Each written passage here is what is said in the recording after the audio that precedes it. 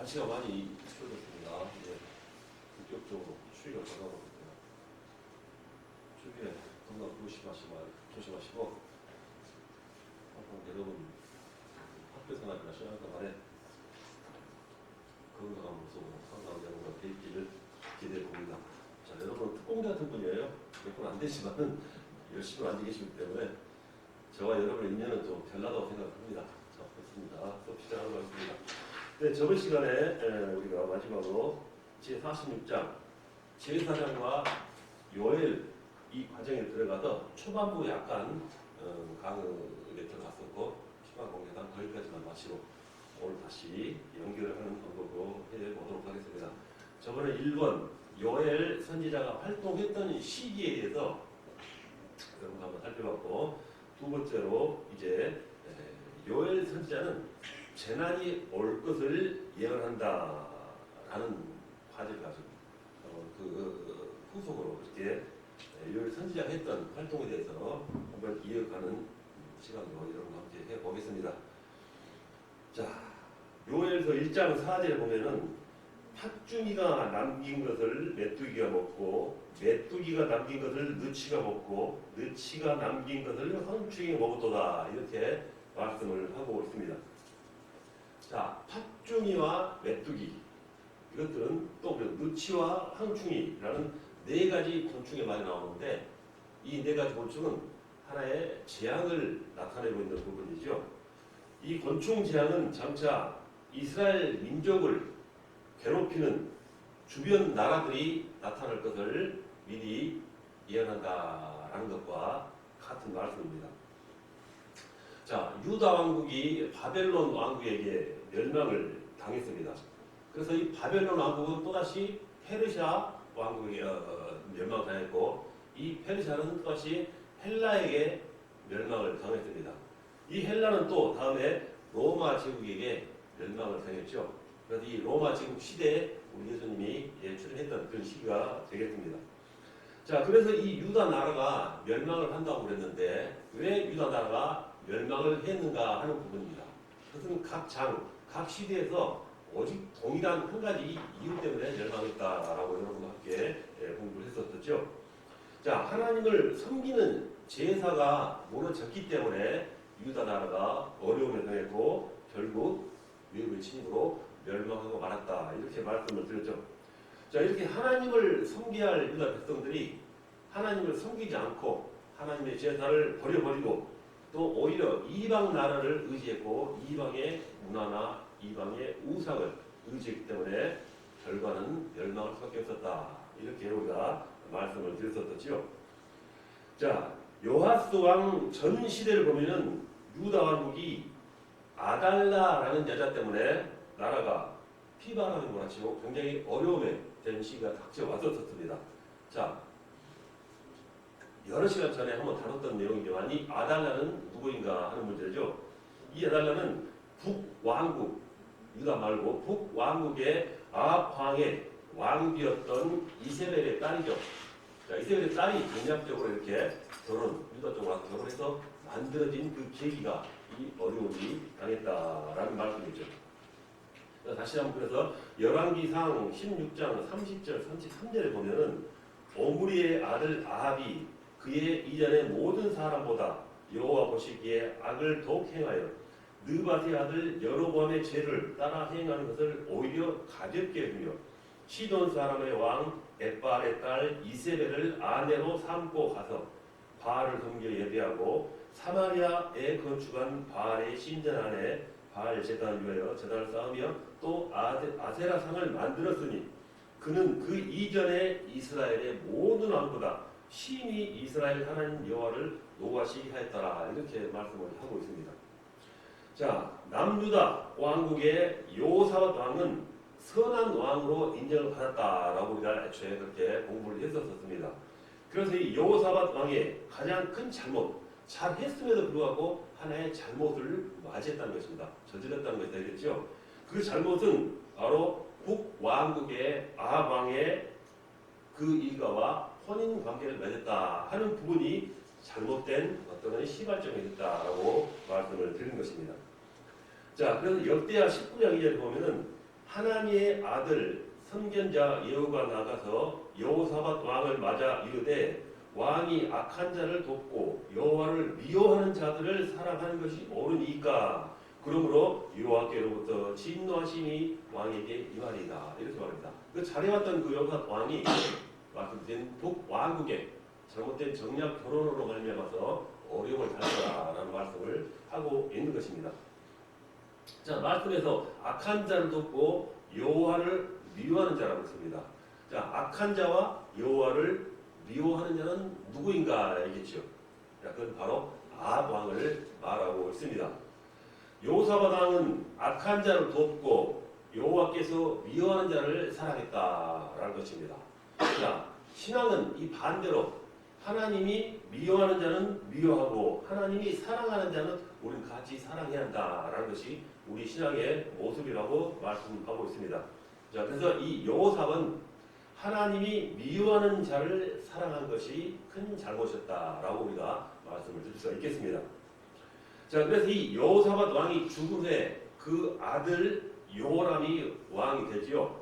그래서 이 요람이 왕이 된 후에 첫 번째로 한 일은 그 모든 아우들과 이스라엘 방백들 중 몇 사람을 칼로 죽인 것이다. 이렇게 말하고 있습니다.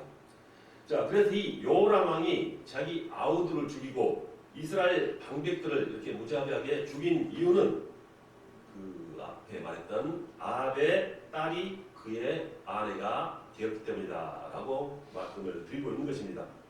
자, 그래서 이때부터 이 남유다 왕국은 정치적 혼란뿐만이 아니라 신앙에 큰 위기가 닥쳐오게 되었죠.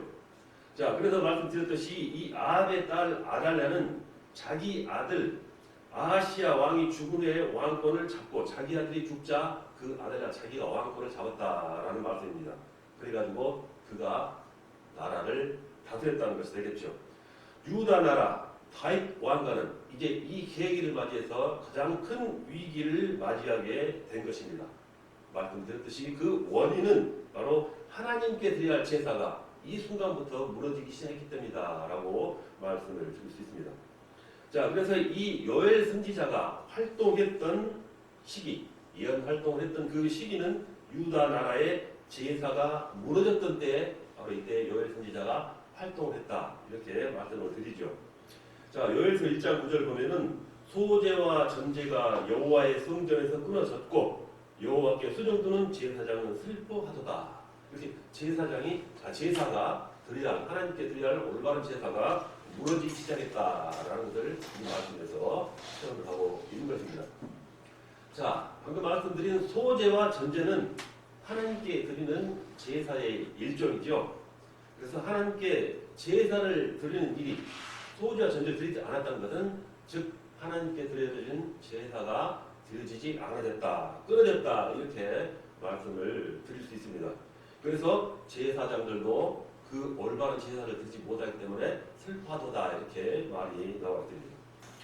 자, 제사장이 제사를 드릴 수 있도록 가장 큰 도움을 주어야 할 사람은 어떻게 보면 왕이라고 볼 수가 있습니다.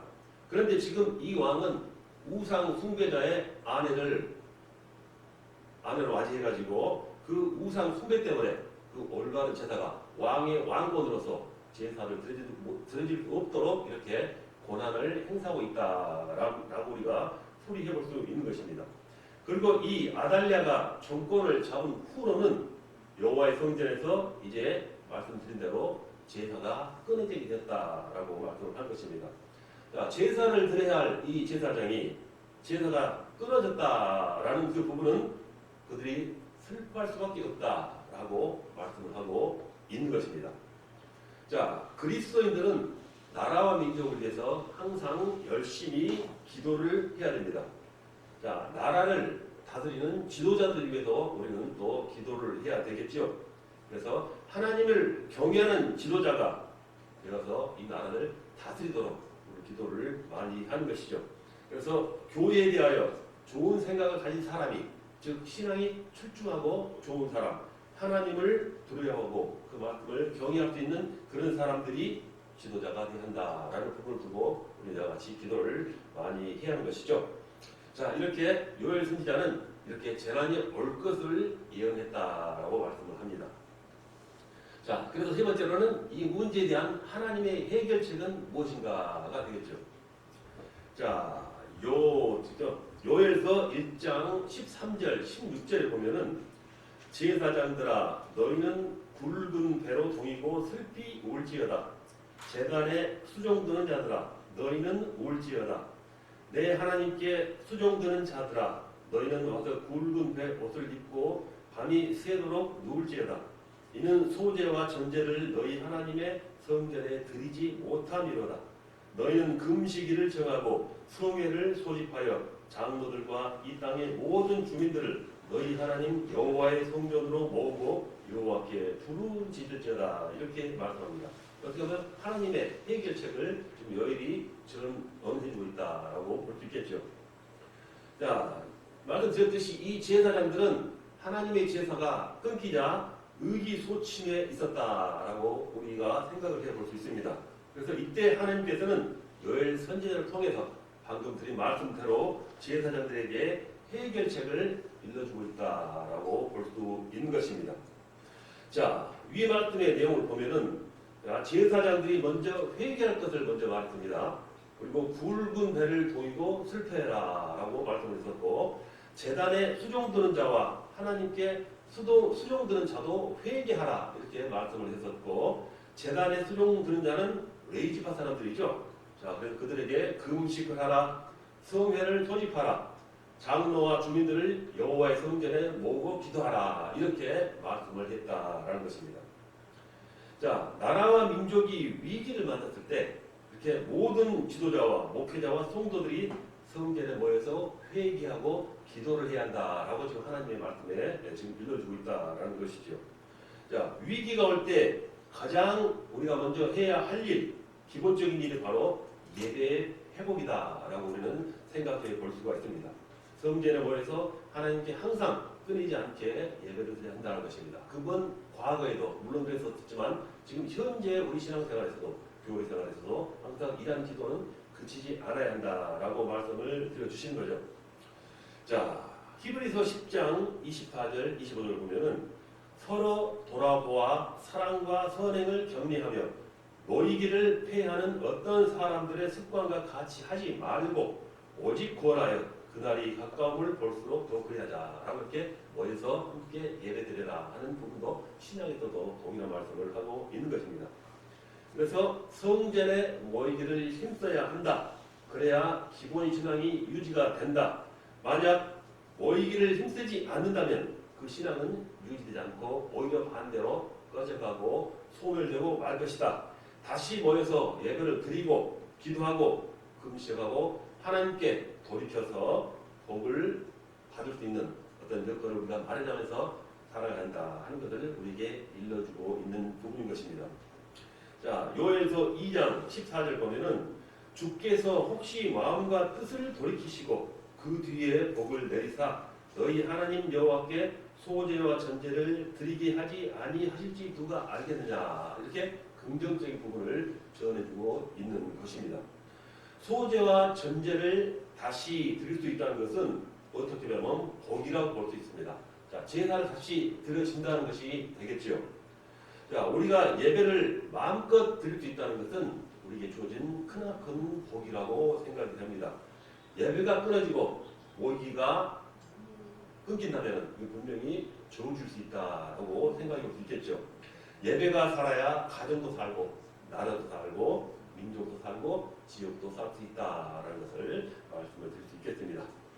자, 이렇게 하나님의 해결책을 우리가 알아봤었고, 자, 이 요엘 선지자의 말씀 이후에 남유다 왕국은 다시 살아났다라는 말입니다. 살아났다는 것은 이들이 하나님의 해결책을 올바르게 받아들이고 올바르게 받아들이고 그대로 이행했다라고 생각을 해볼 수가 있겠죠. 자, 요엘서 2장 17절에 보면은 여호와를 섬기는 제사장들은 낭실과 제단 사이에 울며 이르기를 여호와여 주의 백성을 불쌍히 여기소서 주의 기업을 욕되게 하여 나라들로 그들을 관할하지 못하게 하옵소서 어찌하여 이방인으로 그들의 하나님이 어디 있느냐 말하게 하겠나이까 할지어다. 이렇게 말을 합니다. 자, 여호와를 섬기는 제사장들이 지금 낭실과 제단 사이에서 울고 있다, 울며 기도하고 있다라고 말합니다. 낭실과 제단 사이는 어떻게 보면 하나님과 백성 사이를 말할 수 있습니다. 자, 제단과 낭실 그 공간이죠. 어떻게 보면 하나님과 백성들 사이다 이렇게 말씀을 하고 있습니다. 자, 이렇게 하나님과 백성 사이에 누가 있어야 하는가이죠. 바로 제사장이 이 두 사이에서 위치해서 중보의 기도를 들어가서 하나님과 백성을 하나 되게 엮어주는 그 역할을 해야 한다라는 말입니다. 그래서 제사장들이 울면서 무엇이라고 했을까요? 주의 백성을 불쌍히 여기소서, 그리고 주의 기업을 욕되지 않게 하소서, 그리고 주변의 나라들이 침략하지 않게 하소서, 그리고 이방인들이 하나님이 어디 있느냐 말하지 않게 하소서, 즉 하나님을 멸시하지 않게 해줘서 이런 말씀이 되겠죠. 자, 이렇게 한 가정에서 우리가 생각해보자 하더라도 한 가정에서 먼저 예수를 믿는 사람은 그 사람의 그 가정의 제사장이라고 생각해 볼 수가 있습니다. 그래서 그 제사장이 된 이 부모들은 그 자녀들을 잘 가르치고 하나님의 말씀에 거하게 해야 하는 것이죠. 그래서 자녀들을 위해서 울며 기도해 줘야 하며, 또 교회에서의 모든 성도들은 또 지역과 역시 나라를 위해서 이렇게 항상 울며 제사장적인 기도를 우리가 들을 수 있어야 한다라고 말씀을 드린 것입니다. 그러면은 하나님의 긍휼과 은혜가 이렇게 우리 모두에게 있도록 우리가 신앙생활을 잘 갖춰 나가야 한다는 것을 이 말씀에서도 지금 우리가 교훈받을 수가 있는 것입니다. 자, 그래서 요엘서 2장 18절을 보면은 그때에 여호와께서 자기의 땅을 극진히 사랑하시어 그의 백성들을 불쌍히 여기실 것이라 이렇게 말씀합니다. 자, 하나님의 말씀대로 다시 회복하고 돌이키고 이렇게 모든 것을 행함에 있어서 바른 길로 접했더니 하나님께서 백성들을 불쌍히 여기셨다라는 것입니다. 하나님께서 불쌍히 여기시면 반드시 복을 주신다 하는 말씀과 마찬가지겠죠. 자, 그래서 백성들이 회개하고 제사장들이 이렇게 중보 기도를 할 때 하나님께서 자기의 땅을 사랑하시고 자기 백성들을 불쌍히 여겨주실 것이다 라고 말씀을 하고 있습니다. 그래서 요엘 선지자는 시온의 자녀들이 하나님을 기뻐하고 즐거워해야 할 것, 즉 즐거워해야 할 것을 말씀하고 있습니다. 그래서 요엘서 2장 23절 24절에 보면은 시온의 자녀들아 너희는 너희 하나님 여호와라 말미암아 기뻐하며 즐거워할지어다. 그가 너희를 위하여 비를 내시되 이른 비를 너희에게 적당하게 주시리니 이른 비와 늦은 비가 예전과 같을 것이라. 마당에는 밀이 가득하고 독에는 새 포도주와 기름이 넘치리로다. 자, 이렇게 하나님께서 긍휼히 여기심을 받아서 이렇게 회복되는 역사가 일어날 수 있다라는 것을 지금 이 요엘 선지자가 그들에게 백성들에게 전해주고 있는 말씀인 것입니다. 자, 우상을 버리고 하나님을 섬기는 데 기뻐하고 그리고 또 즐거워할 때 하나님이 이렇게 이른 비와 늦은 비를 주어서 풍성한 복을 부어주신다라는 말씀입니다. 그래서 우리는 하나님이 주시는 복을 항상 잘 융통할 수 있게 또 막히지 않게 통할 수 있도록 항상 영적 레이지파의 사명을 잘 감당해야 한다 하는 말씀인 것입니다. 그래서 하나님을 섬기는 우리 모든 성도들은 영적인 제사장의 사명을 잘 감당해 나가야 하는 것이죠. 그래서 영적 제사장으로 축복의 통로로 이렇게 우리가 그 사명을 감당함으로써 사람들에게 우리 주위에게 하나님의 복이 임하도록 우리 항상 그 사명을 잘 감당해 나가야 한다라는 말씀을 드리는 것입니다. 자, 이렇게 제46장 제사장과 요일을 통해서 모든 부분에 있어서 또 말씀에 견주어서 어떤 활동을 했었고 그 백성들에게는 어떠한 일이 어떠한 어려움이 또 어떤 회복이 있었는가 하는 것을 여러분과 함께 알아봤습니다. 자, 그 다음에 이제 레위 사람들의 활동들 21번째 소설에서 제물을 드리는 방법에 대해서 말씀드리겠습니다. 방금 내용에서 제사 드리는 방법을 몇 가지 잠깐 언급했었죠. 자, 제사의 종류가 있었죠. 제사 종류가 있었고 지금 이 시간은 제사의 방법을 말씀드리는 것입니다. 제사는 뭐 번제, 화목제, 속죄제, 속건제, 소제 이렇게 우리가 다뤘던 게 있었죠. 그건 제사의 어떤 종류의 모습이고 제사를 드리는 방법에 대해서 말씀해 보고자 하는 것입니다. 먼저 화제. 화제는 재물을 불로 태워서 드리는 것을 화제라고 그러죠. 불화자. 자, 레위기 1장 9절을 보면은 그 내장과 정강이를 물로 씻을 것이요 제사장은 그 전부를 제단 위에서 불살라 번제를 드릴지니 이는 화제라 여호와께 향기로운 냄새니라. 이렇게 그 번제를 드리는 제 방법에 있어서 그 종류에 있어서 번제의 어떤 그 제사의 종류에 있어서 제사 드리는 화제 방법으로 이렇게 레위기에서 말씀해주고 있는 부분을 방금 읽어드린 것입니다. 자, 그 다음은 전제입니다. 자, 전제는 피를 찍거나 뿌리고 부어서 드리는 것이다. 이건 전제라고 말씀드렸죠. 민수기 15장 7절에 보면은 전제로 포도주 3분의 1 흰을 드려 여호와 앞에 향기롭게 할 것이요 이렇게 말씀합니다. 자, 전제로 포도주의 3분의 1 흰을 드리라 이렇게 말씀하셨죠. 그게 전제 방법이죠. 제사 방법 중에서. 자, 그 다음 요제입니다. 자, 재물을 흔들어서 드리는 제사의 방법을 말씀하죠. 이걸 요제라고 우리가 말씀을 합니다. 레위기 8장 27절 그 전부를 아론의 손과 그의 아들들의 손에 두어 여호와 앞에 흔들어 요제를 삼게 하고 흔든다고 해서 흔들 요자입니다. 그래서 흔들어서 드리는 제사의 방법 이것을 요제라 한다라는 것입니다. 자, 그 다음은 거제가 되겠죠. 거제는 우리가 거수한다고 하죠. 자, 그 같은 뜻입니다. 재물을 손으로 높이 들고 올리면서 드린 제사이다 이렇게 말씀합니다. 이걸 바로 거제라 말씀을 드리고 있습니다. 그래서 민수기 15장 19절에 보면은 그 땅의 양식을 먹을 때에 여호와께 거제를 드리되 이렇게 말씀하고 있습니다. 그래서 제물을 드리는 방법 중에 제사장들이 제물을 드리는 방법, 제사의 종류 그리고 제사를 드리는 그 방법 중에서 화제, 전제, 요제, 거제를 여러분과 잠깐 동안 비교적 자세하게 한번 여러분에게 말씀을 드렸습니다. 자, 그 다음으로는 제 47장 제사장과 에스겔입니다. 자, 이렇게 선지자들과 제사장들과 한 시대에 있어서 한 사람씩 연결을 지어가면서 여러분과 함께 연구를 해보고 있습니다. 자, 에스겔 1장 1절로 3절에 보면은 30째 해 넷째 달 초닷새에 내가 그발 강가에 사로잡힌 자 중에 있을 때에 하늘이 열리며 하나님의 모습이 내게 보이니 여호야긴 왕이 사로잡힌 지 5년 그날 초닷새라.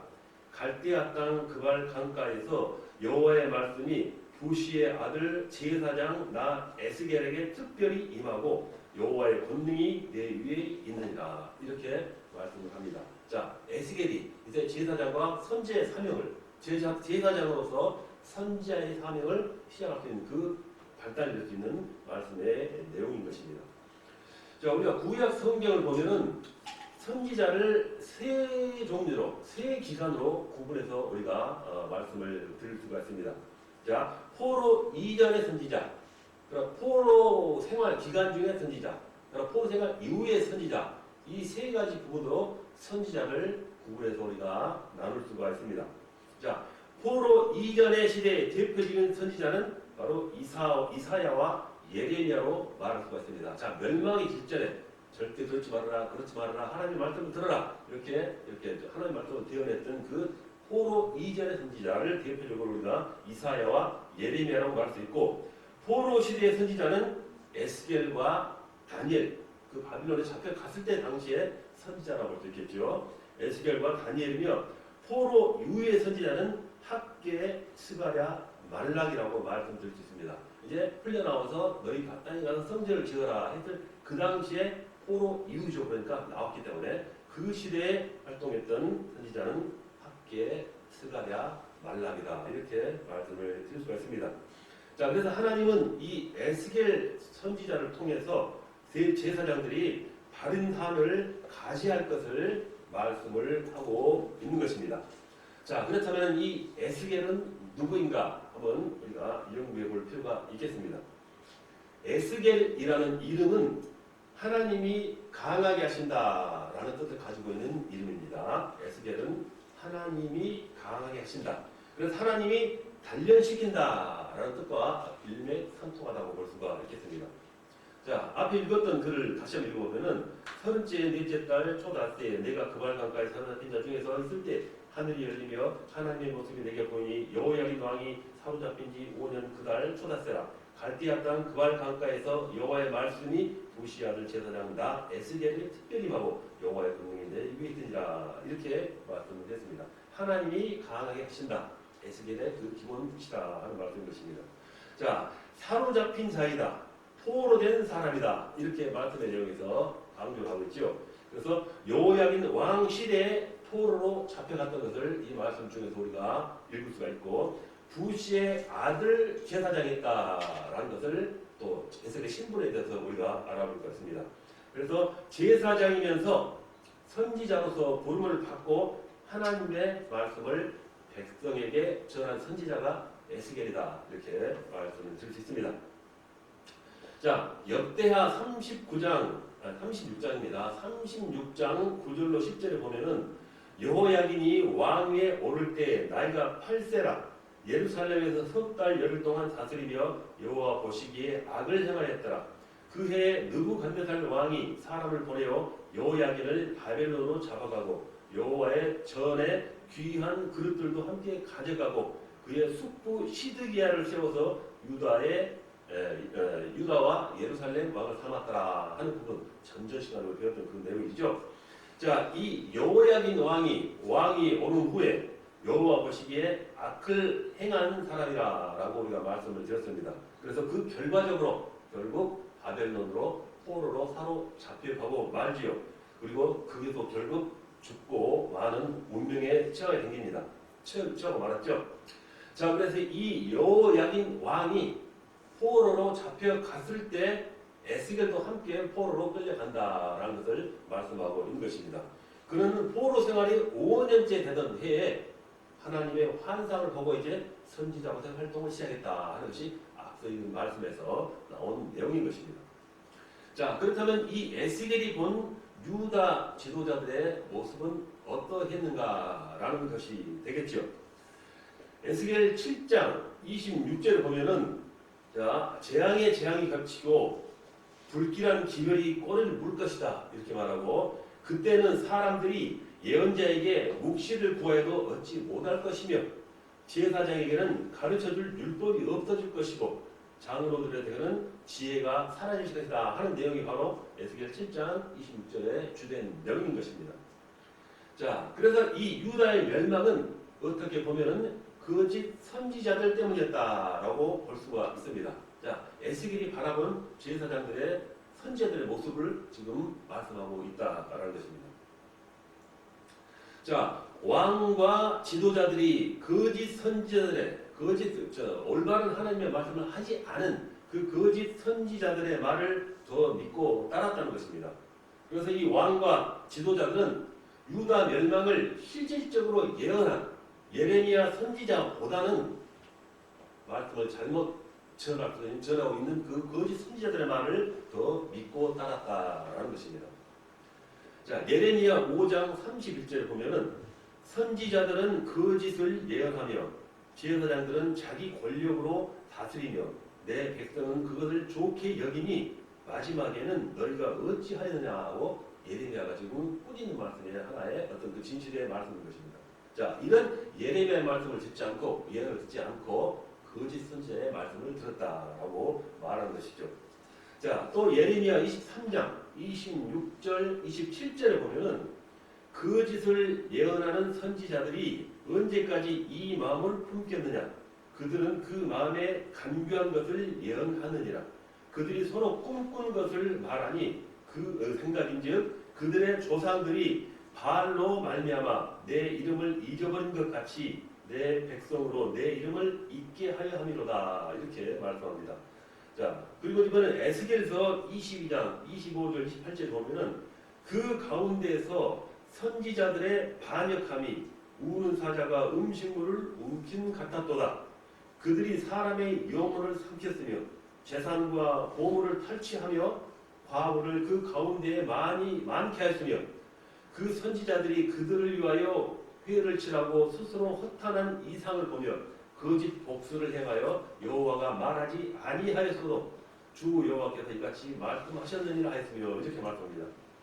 자, 참 선지자는 하나님의 말씀을 바로 받고 또 바르게 전하는 것을 말하지요.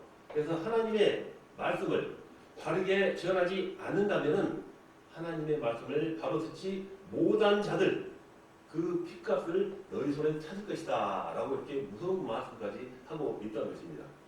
자, 에스겔서 2장 5절 보면은 그들은 패역한 족속이라 그들이 듣든지 아니 듣든지 그들 가운데 선지자가 있음을 알지니라 이렇게 말씀하고 있고, 또 3장 4절에 보면은 그가 또 내게 이르시되 인자야 이스라엘 족속에게 가서 내 말로 그들에게 고하라 이렇게 또 말씀합니다. 또 3장 17절 18절에 보면은 인자야 내가 너를 이스라엘 족속의 파수꾼으로 세웠으니 너는 내 입의 말을 듣고 나를 대신하여 그들을 깨우치라. 가령 내가 악인에게 말하기를 너는 꼭 죽으리라 할 때 내가 깨우치지 아니하거나 말로 악인에게 일러서 그 악한 길을 떠나 생명을 구원하게 하지 아니하면 그 악인은 그 죄악 중에서 죽으려니와 내가 그의 핏값을 내 손에서 찾을 것이고 이렇게 말씀을 하고 있는 것입니다. 그래서 이렇게 유다 멸망은 이와 같은 거짓 선지자 때문이었다라는 것이 하나의 원인이다라고 말씀을 드릴 수 있습니다. 자, 그리고 제사장은 율법이 없다. 이런 모습이 에스겔의 시각에 보인 것이죠. 제사장은 율법들이 쉽게 말해서 율법을 지키지 않는 그런 생활을 하고 있다라고 풀이를 할 수가 있겠죠. 자, 제사장들에게는 제사를 드리고 율법을 가르치고 하나님의 말씀을 가르치는 일은 일상에서 매우 중요한 것이 그들의 일입니다. 율법이 없다라는 말은 지금 말씀드린 대로 율법에 관심이 없고 율법을 아는 지식이 없다라는 뜻이 되겠지요. 그래서 율법에 대한 지식이 없으니 결론적으로 바른 교육과 올바른 제사를 드릴 수가 없는 것과 마찬가지죠. 즉 율법을 주신 바로 하나님과의 관계가 율법을 모음으로 말미암아 끊어지게 될 수밖에 없는 그런 환경이 도래하게 된다라는 것이죠. 그래서 하나님과의 거리가 멀어지고 그 결과는 하나님 대신에 우상이라는 존재가 틈타고 들어와 자리 잡게 되었다 하는 것이죠. 자, 하나님을 가장 거룩하게 만들어야 할 그 제사장들이 하나님이 더럽힘을 받도록 만들고 있는 것이 바로 지금 이 상황에서의 제사장들의 모습인 것입니다. 자, 에스겔 22장 26절에 보면 그 제사장들은 내 율법을 범하였으며 나의 성물을 더럽혔으며 거룩함과 속된 것을 구별하지 아니하였으며 부정함과 정한 것을 사람이 구별하게 하지 아니하였으며 그의 눈을 가리어 나의 안식일을 보지 아니하였으므로 내가 그들 가운데서 더럽힘을 받았느니라 이렇게 말씀을 합니다. 자, 이렇게 제사장들은 율법에 대한 지식과 또 관심이 전무했었다라는 것을 지금 이 에스겔 시각에 바라보는 모습이 이들의 모습이었다라는 것이죠. 자, 그 다음에는 장로에게는 책략이 없다. 장로들에게는 책략이 없었다라고 또 이렇게 바라볼 수 있는 시각의 하나의 한 모습입니다. 장로는 신앙의 그 당시에 지도자들이다라고 말씀을 드릴 수 있겠지요. 그래서 지도자들이 책략, 모략, 지략이 없으면은 어떻게 그 상황에서 나라를 다스릴 수가 있겠는가 반문해 볼 수가 있습니다. 자, 책사는 책략을 이렇게 가지고 또 주위에서 도움을 주면서 나라를 이끌어가도록 도우사를 말하죠. 이 책사는 각종 조언과 충고들을 통해 가지고 올바른 어떤 그 통치와 집권을 하도록 보호자하며 책략을 보여주는 그런 사람들을 말합니다. 자, 지금으로 말하자면은 참모 또는 보좌관, 옆에서 섬기는 사람들이 훌륭히 한다라고 말씀을 드리고 있는 것입니다. 그래서 이 왕과 제사장들을 잘 보좌해야 할 그 장로들마저도 이렇게 무능함에 머물러 있었다라고 말씀을 드리고 있는 것입니다. 자, 그렇다면 이와 같은 모습들을 볼 때 그들에게는 결과가 어떻게 도래했을까 라고 우리가 한번 살펴볼 필요가 있겠습니다. 에스겔서 7장 27절을 보면은 왕은 통곡하고 지도자들은 절망에 빠지고 이 땅의 백성들은 무서워서 벌벌 떨 것이다. 내가 그들의 행실대로 그들에게 갚아주고 그들이 심판받아야 하는 그대로 그들을 심판하겠다. 그때야 그들이 비로소 내가 주인인 줄 알 것이다. 라는 내용이 바로 에스겔서 7장 27절의 내용입니다. 자, 징계를 한다고 했습니다. 자, 징계의 궁극적인 목적은 하나님을 알고 다시 하나님께로 돌아오라 하는 것이 그 징계의 목적이라고 우리는 생각할 수 있습니다. 우상 숭배에서 돌아오고 죄악에서 다시 돌아오면은 다시 잘 살 수 있도록 은혜와 복을 주시는 하나님이다 라는 것을 깨달을 수 있는 교훈을 우리가 지금 이 부분에서 깨닫고 또 우리가 마음의 신앙의 목표로 삼을 수 있는 내용이다 라는 것을 다시 한번 숙지할 수 있는 부분이 되겠습니다. 자,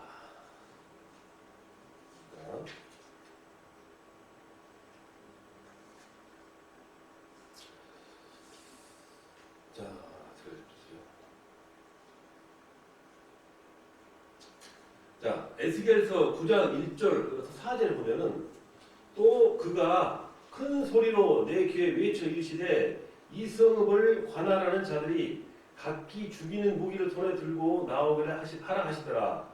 여호와께서 이르시되 너는 예루살렘 성읍 중에서 순행하며 그 가운데서 행하는 모든 가증한 일로 말미암아 탄식하며 우는 자의 이마에 표를 그리라 하시고 하는 말이 나옵니다. 자, 그래서 우리가 지금 보면은 350세도 됐습니다. 이것을 계속 할게요. 자, 우리가 신앙을 볼 때 신앙은 철저하게 하나님을 섬기는 것이다라고 하는 것이 우리의 신앙이다라고 아무리 강조해도 조금도 부족함이 없는 말이라고 생각합니다. 그래서 기독교의 신앙은 우리가 유일신앙으로서 다른 신을 절대로 인정하지 않는 것이 바로 올바른 신앙이죠. 하나님만이 창조주가 되시고 또 전능자가 되시고 심판자가 되시는 것이 우리의 신앙의 기본입니다. 그래서 지금 말씀드린 이 에스겔 선지자는 이스라엘 백성들의 신앙을 지금 진단해보는 모습을 앞서 잠깐 말씀을 드렸었습니다. 선지자들, 제사장들, 장로들의 모습을 바로 지금 에스겔이 바라보고 있는 시각이었다는 것입니다. 그래서 이런 진단한 후에는 우는 자의 이마에 표를 그리라 라고 말씀을 방금 본문 내용에서 읽었습니다. 자, 눈물을 흘리면서 신앙을 지키는 자의 이마에 표를 하라 하는 말씀인 것입니다. 자, 눈물을 흘리며 신앙을 지키는 사람이 그 중에도 있었지만 가증한 일을 하는 자도 있었다라고 말씀하는 것입니다. 그래서 이 예루살렘 성읍에서 지금 가증한 일을 행하는 일들이 과연 무엇인가 하는 것을 지금 에스겔 또한 일러주고 있는 내용인 것입니다. 그래서 에스겔서 8장 3절을 보면은 그리고 10절 또 12절에 보면은 자, 그가 손 같은 것을 펴서 내 머리털 한 모퉁을 잡으며 주의 영이 나를 들어 천지 사이로 올리시고 하나님의 환상 가운데 나를 이끌어 예루살렘으로 가서 안뜰로 들어가는 북향한 문에 이르시니 거기에는 질투의 우상 곧 질투를 일어나게 하는 우상의 자리가 있는 것이라. 내가 들어가 보니 각양 곤충과 가증한 짐승과 이스라엘 족속의 모든 우상을 그 사방 벽에 그렸고 이스라엘 족속의 장로 중 70명이 그 앞에 섰으며 그리고 또 내게 이르시되 인자야 이스라엘 족속의 장로들이 각각 그 우상의 방한 어둠 가운데서 행하는 것을 내가 보았느냐. 그들이 이르기를 여호와께서 우리를 보지 아니하시며 여호와께서 이 땅을 버리셨다 하느니라. 이렇게 말씀을 합니다. 자, 이스라엘 족속 장로 70명이 그 앞에 서서 우상을 숭배하고 있는 말씀을 하고 있는 것입니다. 이스라엘 지도자 중에는 레위 지파도 있고 또 그 중에는 또 제사장도 있었습니다. 이들은 지금 신앙이 변질된 자들로서 하나님을 떠나 우상에로 갔다 하는 것을 지금 본문 말씀에서 우리가 바라볼 수 있습니다.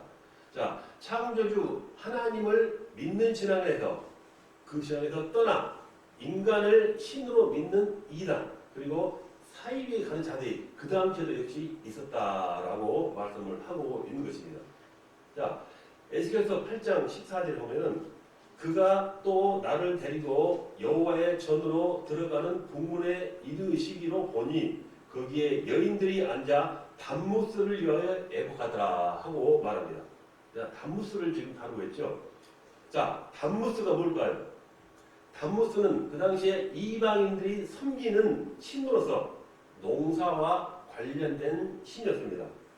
비가 오면 곡식과 채소가 싹을 내서 열매를 거두죠. 그렇지만 비가 오지 않게 된 건기가 되면 초목들이 말라 죽지요. 그래서 이 단무스라는 신은 건기가 시작되어서 비가 오지 않으므로 죽어서 지하세계로 내려간다는 것입니다. 이 단무스가. 그래서 이 지하로 내려가는 것이 슬퍼서 애곡하는 행사를 한다라는 것입니다. 그래서 여인들이 이 단무스를 위하여 애곡하더라 하는 말이 이 말씀의 내용인 것이죠. 자, 그러면 단무스가 지하 세계로 해방되어서 다시 올라올 때는 다시 비를 준다 하는 것이죠. 그래서 이 여인들이 단무스를 위해서 지금 애곡하면서 단무스를 이렇게 찬양하더라 하는 그 내용과 같은 말인 것입니다. 자, 여호와의 전에 여인들이 단무스를 위하여 애곡하는 것은 유다와 자기 민족이 처한 상태로 지하로 내려가 있는 절망된 상태를 오히려 말하고 있는 것이라고 볼 수 있습니다. 자, 이들은 하나님을 섬기는 신앙에서 이렇게 완전히 변질이 돼서 이방 종교를 지금 믿고 따르게 되는 상황이라는 것입니다. 지금으로 말하면 이단과 사이비가 우리 사이에 있는 모든 이들에게 또 여인들에게 급속도로 퍼져 나간 것 같다라고 일맥상통한 뜻으로 받아들이면 되겠죠.